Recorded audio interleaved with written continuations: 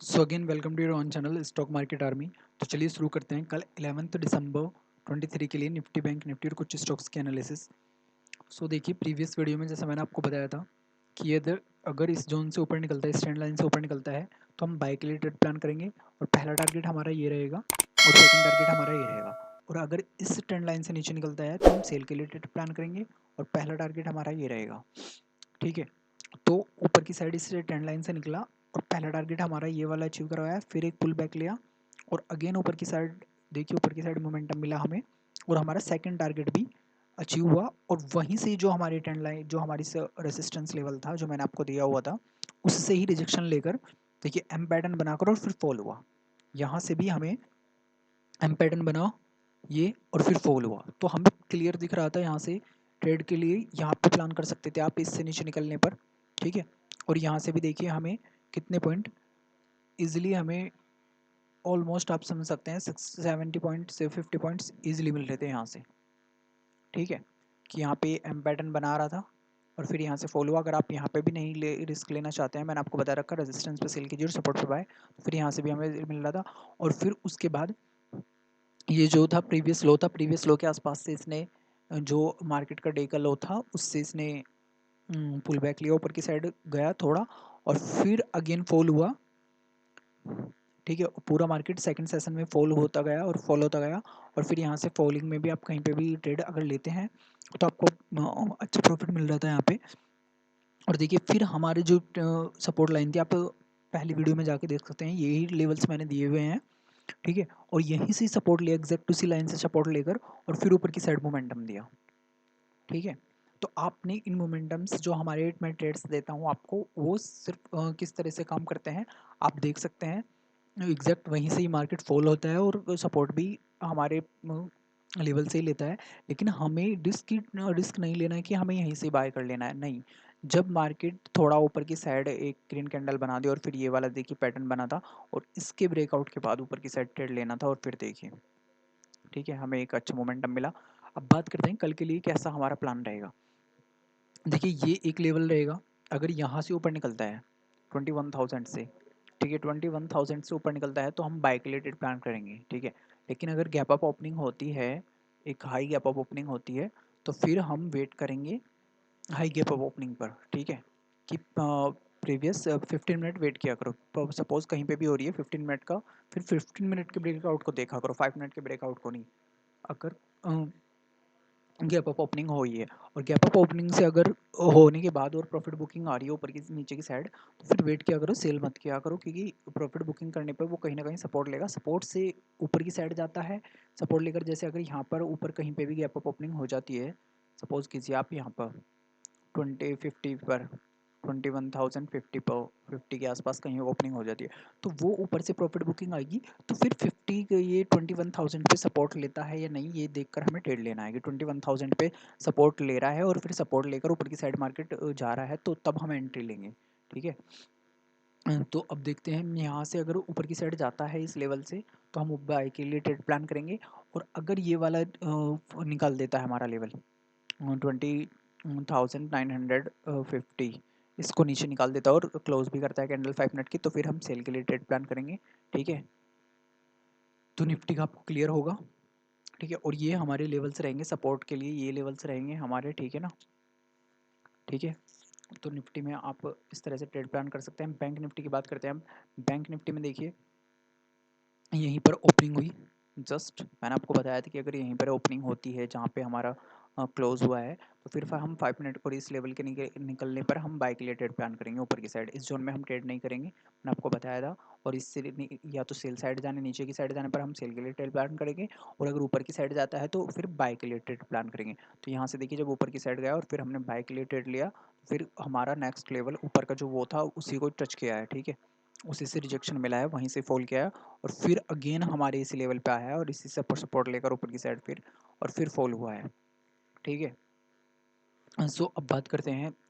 देखिए अगर यहाँ से इस लेवल्स को निकालता है, ठीक है 300 से ऊपर की साइड जाता है, तो हम बाय के लिए ट्रेड प्लान करेंगे। पहली 5 मिनट की कैंडल का वेट करेंगे कि पहली 5 मिनट कैसी बनती है। अगर ग्रीन बनती है और उसका ब्रेकआउट होते हैं तो बाय के लिए ट्रेड प्लान करेंगे। ठीक है, और अगर यहाँ से फॉल होता है, ठीक है, अगर यहाँ से देखिए एक एम पैटर्न भी बना सकता है, यहाँ तक आता है और फिर यहाँ से सपोर्ट लेता है। तो देखिए यहाँ से अगर यहाँ से फॉल होकर आता है, पहली कैंडल यहाँ पे रेड बनती है और यहाँ से सपोर्ट लेकर फिर ऊपर की साइड जाती है, तो इस लेवल को निकालने के बाद जब क्लोज कर देंगे तब हम 20 पॉइंट का एसएल लगाकर ट्रेड लेंगे। क्योंकि अगर यहाँ से फिर ऐसे ही यहाँ से सपोर्ट लेने के बाद अगर यहाँ तक जाता है और फिर यहाँ से फॉल हो जाता है, तो फिर हमें एम पैटर्न वाला ट्रेड मिलेगा और नीचे की साइड मार्केट फॉल करेगा, ठीक है। लेकिन अगर इस लेवल्स को निकाल देता है ऊपर की साइड, पहले यहाँ से सपोर्ट लेकर फिर हमें एक अच्छा मोमेंटम मिलेगा। और अगर यहाँ से पहले ही निकालता है, ये पहली कैंडल ग्रीन होती है यहाँ पर स्टार्ट और बनती है और फिर ऊपर की साइड जाता है, तो हम बाय के लिए ट्रेड प्लान करेंगे, ठीक है। इजीली 20 पॉइंट का ऐसे लगाकर 50-70 पॉइंट का टारगेट रखेंगे, ठीक है। अब बात करते हैं हम जो हमने आपको स्टॉक्स दिए थे उन्होंने कैसा परफॉर्म किया है। देखिए पहला स्टॉक था हमारा कॉनकोर, पहली रेड कैंडल बनी, इसमें हमारी एंट्री करनी हुई कि पहली रेड कैंडल बनती है तो हमें एंट्री नहीं लेनी है। मैंने आपको बता रखा है रेड कैंडल का हाई होने का ब्रेक वेट करना है कि ये इसका हाई ब्रेक हो और फिर ये या सेकंड कैंडल ग्रीन बने जो इसको कवर कर ले। तो ऐसा कुछ नहीं हुआ, तो कॉनकोर में हमारी एंट्री नहीं बनी। फिर नेक्स्ट स्टॉक था हमारा IEX में देखिए पहली कैंडल बनी है हमारी, ये हैमर टाइप, और फिर सेकंड ने एंट्री देने की कोशिश करी लेकिन क्लोज नहीं करी, हमारे उस प्राइस से ऊपर की साइड क्लोज नहीं किया, नीचे आके क्लोज करी और फिर इसमें भी हमारी एंट्री ट्रिगर नहीं हुई, नीचे की साइड से आ गया। देखिए हमारी एंट्री ऊपर क्लोज ही नहीं किया है यहाँ से ऊपर प्राइस, ठीक है। फिर अगर देखिए यहाँ पे एक बियर एंगल्फिंग बन रहा था, ये पहली कैंडल हमारी 5 मिनट की, सेकंड में ये, तो इसके शॉर्ट और नीचे जाने पर हम शेल के लिए ट्रेड प्लान करते तो काफ़ी अच्छा प्रॉफिट मिलता हमें। जैसा मैंने आपको बता रखा है कि अगर यहाँ पे रिजेक्शन मिलता है या बियर एंगल्फिंग पैटर्न मिलता है तो आप ले सकते हैं शेल के लिए भी, लेकिन वो रिस्क ही रहेगा, जिसको लोग रिस्क ले सकते हैं वो ही ले। लेकिन बाय के ट्रेड में बाय ही करें, अगर आपको बाय की कंडीशन मीट नहीं होती तो आप उसमें सेल ना करें, जो लोग रिस्क नहीं लेना चाहते बिल्कुल भी, ठीक है। नेक्स्ट स्टॉक था हमारा JSW एनर्जी। JSW एनर्जी की देखिए पहली 5 मिनट की कैंडल मार्बूजी टाइप और एक अच्छी कैंडल क्लोज हुई और फिर इस कैंडल पे देखिए फिर नीचे की साइड पुल बैक आया थोड़ा सा और फिर अगेन अगर हमें एंट्री लेनी है यहाँ पर, या तो इसमें आपने पहले मैंने बता रखा आपको, या तो आपको 917 पे एंट्री लेनी है, देखिए या तो आपकी एंट्री बनती है 917 पे या आपकी एंट्री बनती है 921 पर, ठीक है। और 917 पे एंट्री तब बनती है जब आपका प्राइस ऊपर की साइड जा रहा हो। देखिए ये 9 की थी और ये 916 की कैंडल क्लोज करी, मतलब 9 ये 15 पे कैंडल हुई और ये 16 पे, आपको 916 पे एंट्री लेनी है, ठीक है, कि सेकंड मिनट की कैंडल पर, ठीक है। अगर वो प्राइस ऊपर जा रहा है तो आपकी एंट्री बनती है 644 पे, ठीक है, 464 पे, ठीक है। और फिर आपका इसी में ही इसने पहला टारगेट अचीव, सारे टारगेट अचीव करा दिए। लेकिन अगर आप 51 पे देख रहे हैं तो 21 पे देख रहे हैं तो 21 पे देखिए पहली रेड कैंडल बनी, फिर नीचे की साइड प्राइस जा रहा है, तो नीचे की साइड हमें बाय नहीं करना, मैंने आपको बता रखा है। अगर प्राइस 1 मिनट के टाइम फ्रेम पे फॉल हो रहा है तो हमें बाय नहीं करना, हमें वेट करना है प्राइस के ऊपर जाने का। और विद वॉल्यूम, देखिए वॉल्यूम यहाँ से फिर जब यहाँ से बढ़ना शुरू हुआ और वॉल्यूम भी बढ़ी तो आपने यहाँ पे कहीं पे भी एंट्री ली होती 64 पे, 66 पे, 68 पे, तो फिर हमें हमारे इसमें भी सारे टारगेट अचीव करा दिए थे इसने फाइनल टारगेट तक, ठीक है। तो आपको देखिए पहली या तो फर्स्ट मिनट का वेट कीजिए, जो लोग रिस्क लेना चाहते हैं वो तो ले सकते हैं एंट्री 16 पर, लेकिन 21 पर एंट्री लेने की कोशिश कीजिए, लेकिन प्राइस बढ़ना चाहिए हमारा जो 20 का है, या तो उसको 20 पे जब 5 मिनट की कैंडल जैसे यहाँ पे क्लोज हुई है ये, ठीक है, तो या तो इस प्राइस को ये ऊपर निकाल देता तब आप एंट्री बनती आपकी। और अगर ये फॉल हो रहा है तो नहीं लेना है हमें, गिरते हुए प्राइस को कभी भी बाय नहीं करना है। जब वो बढ़ना शुरू करे प्राइस, भले ही महंगा मिलेगा हमें, हम महंगा खरीदेंगे, ठीक है। यहाँ से ऊपर जा रहा है फिर हम बाय करेंगे और ऊपर देखिए फिर हमारा टारगेट अचीव होगा, ठीक है। ये आपने 50 से 16 पे लेनी है, सिर्फ 1 मिनट ही देखना है। 1 मिनट अगर प्राइस सेकंड मिनट पे प्राइस बढ़ रहा है तो एंट्री कर लीजिए सेकंड मिनट पे, मतलब सिर्फ 1 मिनट की कैंडल देखनी है, 1 मिनट की कैंडल हाँ ग्रीन बननी चाहिए, ठीक है। और अगर प्रॉफिट आ रहा है ना हमारा तो 17 की या तीसरी चौथी कैंडल पर ही तो प्रॉफिट बुक करके निकल जाइए आप, ठीक है। लेकिन ये रिस्क ही ट्रेडर के लिए है जो रिस्क लेना चाहते हैं कि स्टार्टिंग में ही, अदरवाइज जिनको रिस्क नहीं लेना वो कंडीशन सारी मीट कराइए, पहली 5 मिनट वेट कीजिए, ठीक है। नेक्स्ट स्टॉक था हमारा MGL में देखिए हमारी पहली रेड कैंडल बनी, इसमें भी कोई मैं एंट्री नहीं हुई, नीचे की साइड आ गया प्राइस, ठीक है। तो इसमें आप शॉर्ट कर सकते थे, ठीक है। हाँ अब नेक्स्ट स्टॉक था हमारा गोदरेज कंज्यूमर। ये ऑलमोस्ट इसी लेवल पर चलता रहा, वहीं थोड़ा सा कभी क्लोज करने की कोशिश करी, यहाँ पे क्लोज किया फिर, लेकिन साइडवेज रहा इस लेवल पे और फिर ऊपर आ गया। अब देखिए कल के लिए जो स्टॉक है, सबसे पहला है कैनरा बैंक। सो कैनरा बैंक जो हमारा रहेगा उसके लेवल्स हम ड्रॉ कर लेते हैं, ठीक है।